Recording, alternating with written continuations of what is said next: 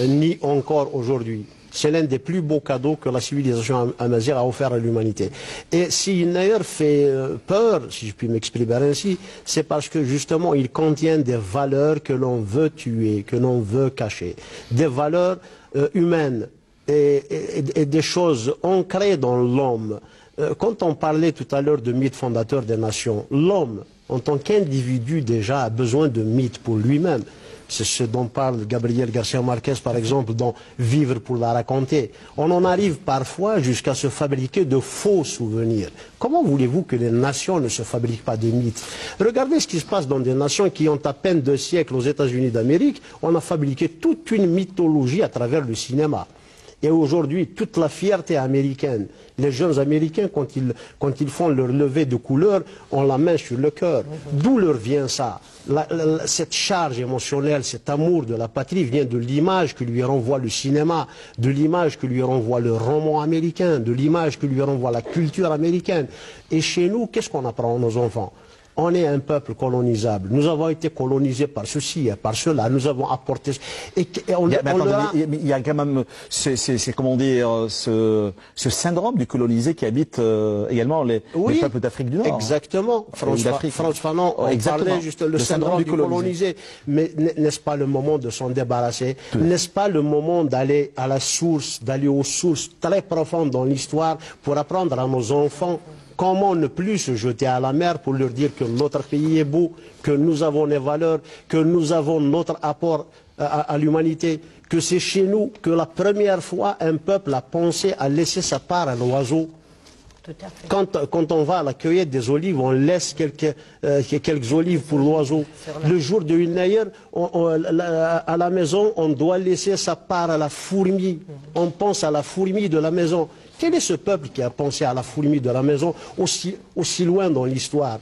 Nos jeunes croient aujourd'hui que ces valeurs-là, cet amour de la protection de la nature, l'animal et ainsi de suite, ils croient que ce sont des choses modernes, alors que chez nous, elles sont ancrées dans l'histoire.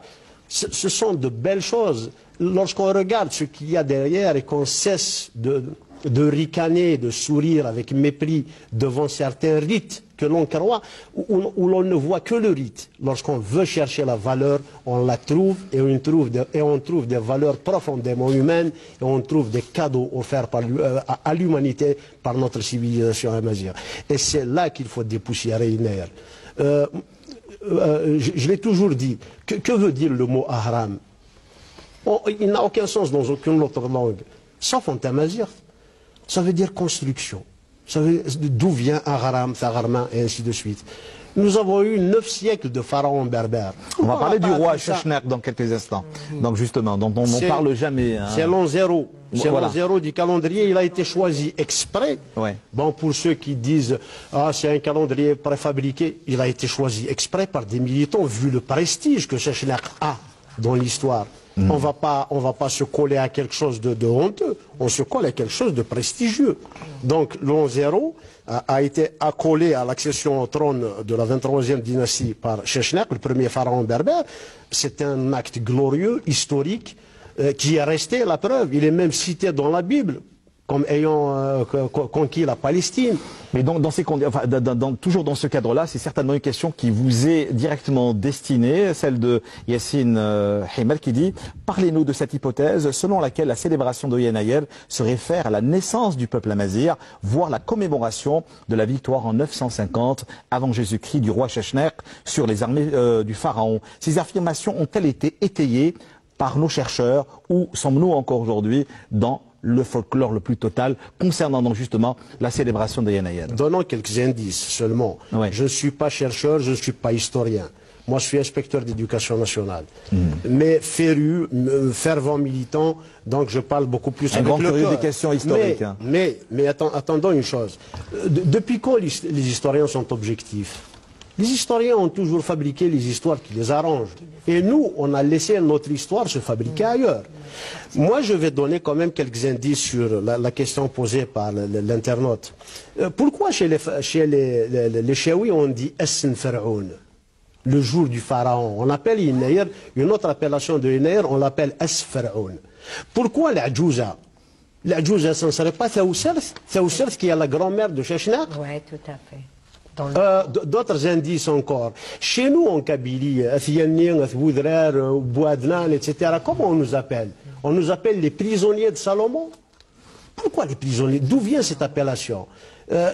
Henri Genevois s'étonnait déjà de cette appellation. Lui-même n'a jamais compris pourquoi. Mais quand on fait le lien, quand on sait qu'il y avait des prisonniers en Palestine contre Chechnya qu'il y a là, peut-être que ça, je ne suis pas sûr, je n'étais pas présent, je ne suis pas aussi vieux que ça, je vous rassure.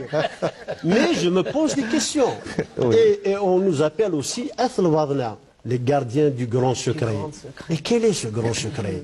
Et qui sont ces prisonniers de Salomon? C'est quoi ce Hassan Pharaon qui perdure? Il y a aussi un autre mystère que je voudrais soulever ici. Quand on dit l'oralité comme si c'était une tare, eh bien mon oralité à moi a vu naître Jules César, l'a vu se glorifier de sa langue latine et a vu le latin mourir.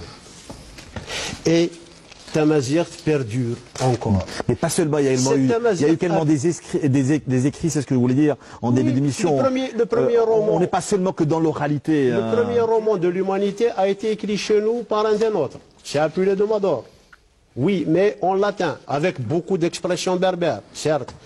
Mais même notre oralité, c'est une oralité incroyablement vivace. Peut-être plus sûre à transmettre que l'écrit lui-même, parce qu'elle a vu naître des civilisations et les a vues mourir, tandis qu'elle, mazalit cette bazak, comme disait Lounas. Alors,